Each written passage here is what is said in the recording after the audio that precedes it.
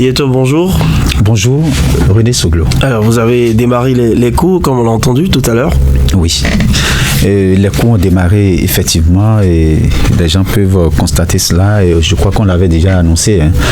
Et juste après l'immersion, les cours ont commencé avec le module 1, bien entendu, qui va permettre aux étudiants de se mettre véritablement dans le bain de cette 5e promotion, parce que c'est la 5e promotion. Ça fait 5 promotions déjà pour CEFIMA, parce qu'on a démarré déjà en 2020. Et donc, nous sommes en train de faire le chemin. C'est-à-dire que il y a plusieurs filières, et ça, dans la publicité, les gens peuvent observer cela. Il y a le journalisme. Vous n'êtes pas sans savoir qu'ils sont nombreux, ces étudiants, et ceux-là qui ont fraîchement aussi le bac et qui nourrissent cette ambition-là de s'essayer à la chose. C'est une opportunité. Si on n'a pas le bac, forcément, on ne peut pas s'y coller? Non, déjà même avec le niveau terminal, vous avez cette possibilité-là de vous inscrire. Seulement que lorsque vous avez le bac, c'est toujours bien. Et maintenant, on peut être en classe de terminale et après avoir son bac. Ah oui. C'est possible. D'accord. C'est une opportunité en or pour les jeunes, donc?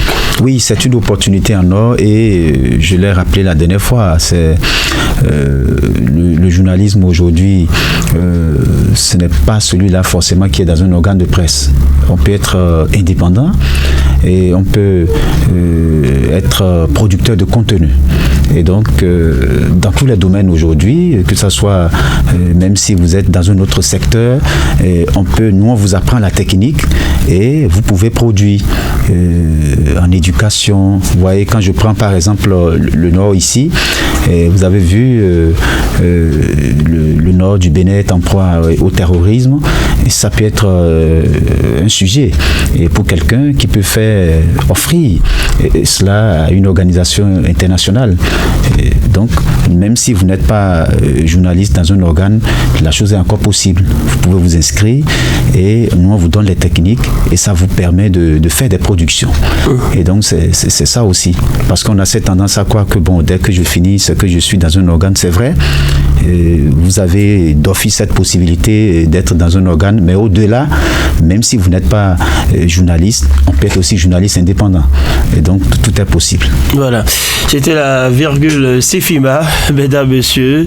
Sur ce plateau également, Pifan Tchabi, bonjour. Bonjour à tous. Les bêtes ont pris le contrôle des routes. C'est le titre de Davao. C'est quand même illustratif comme titre, que je crois que ça doit attirer l'attention. Vous l'avez dit tout à l'heure, ça fait sourire, mais c'est une réalité. C'est véritablement ce que nous vivons dans la ville de Parakou. Les bêtes ont véritablement pris le contrôle des routes. Et au-delà des routes également, les bêtes ont pris le contrôle de certaines administrations, de certaines écoles, de certains établissements et de certains lieux également. Et c'est inquiétant. C'est inquiétant quand on sait qu'on est dans une ville, la troisième ville à statut particulier. Il y a des villes comme Nati Tengou, que les gens citent toujours en exemple. Il y en a bien d'autres où aujourd'hui ne sont quand même pas de très grandes villes comme Parakou, ne sont pas des villes qui attirent quand même l'attention un peu comme Parakou, mais qui ont su quand même, je ne dirais pas lutter de façon efficace contre le phénomène, mais ont fait quelque chose. Vous n'allez pas arriver à Nati Tengou et voir par exemple les bêtes prendre, je vais utiliser le titre de Dabaro, prendre le contrôle de la route comme ce que nous constatons à Parakou. Parfois quand vous êtes en circulation et qu'il vous manque un tout petit peu de vigilance, c'est que vous êtes face à une bête et c'est ce que nous constatons. Ce n'est seulement pas les grandes artères, même dans les domiciles, il y en a parfois des bêtes qui entrent, même quand votre portail est légèrement ouvert, c'est que ces bêtes-là vous rendent visite sans que vous ne sachiez qui est le propriétaire, d'où est-ce qu'elles viennent. C'est quand même dangereux qu'on soit dans une ville où ce phénomène-là, les gens ont crié, les gens ont tout dit, ça vient s'ajouter aujourd'hui à la dégradation des voix qu'on a longtemps crié dans nos différents quartiers. Et si également on doit faire avec les nids de poules que nous constatons sur les différentes routes, la dégradation avancée des routes, si on doit faire avec cela, je crois que ça donne beaucoup d'autres tâches aux conducteurs. Quand vous évitez la bête, vous évitez les nids de poules, vous évitez les crevasses, ainsi de suite.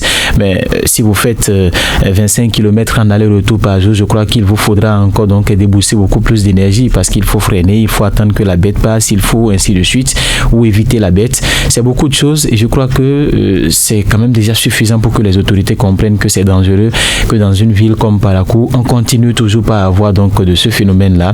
Ce n'est pas une belle image pour notre ville. On a parlé hier par exemple de la SGDS qui assainit le cadre de vie. Mais si on finit et que ces bêtes-là continuent toujours pas à faire leurs besoins un peu partout, qu'est-ce que ça voudra dire? Ça veut dire que ce qui est fait tout de suite, donc ce ne sont seulement pas l'incivisme ou ce n'est seulement pas l'incivisme des populations qui fait que nos rues sont sales. Ces bêtes-là également salissent quelque part la route, donc il faut prendre toutes les dispositions pour que on puisse quand même trouver un moyen, même si ce n'est pas une lutte à 100% efficace. On a vu l'ancien maire Charles Toko qui a quand même commencé quelque chose. Pourquoi ne pas abonder dans le même sens? On a peut-être peur que la popularité chute, on est à quelques années des échéances, il faut donc se ranger, rester donc dans son coin pour éviter donc d'attiser la colère de la population. Ce n'est quand même pas ça. Et quand on doit suivre normalement la logique du chef de l'État, et je crois que si ces dirigeants-là suivent la logique du chef de l'État, on n'a pas besoin d'être populaire. Il faut faire quelque chose pour que la population, après peut-être votre départ, qu'on dise que c'est sous tel ou tel qu'on a pu lutter contre la divagation des bêtes, c'est sous telle autorité qu'il y a eu telle chose. Il ne faudrait pas que ce soit donc du factuel qui soit fait à chaque moment, construction d'infrastructures, recouvrement des taxes, c'est vrai que c'est important, mais les plus importants sont également là parce qu'il y a des âmes qu'on paie, il y a des personnes qu'on paie à chaque moment, qu'il y a des accidents qui impliquent un homme et des bêtes. Alors, Raoul?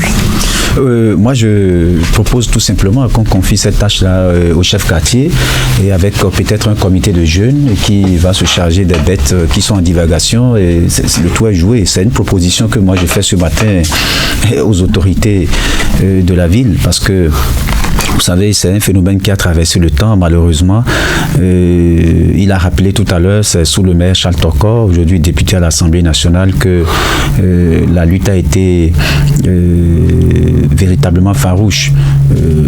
Même si beaucoup voyaient, dénonçaient, disons, le caractère dur avec l'ancien troisième adjoint au maire. Et vous vous rappelez, Judicaël Oundin, qui avait mené une lutte farouche contre le phénomène, mais aujourd'hui, on a senti un relâchement.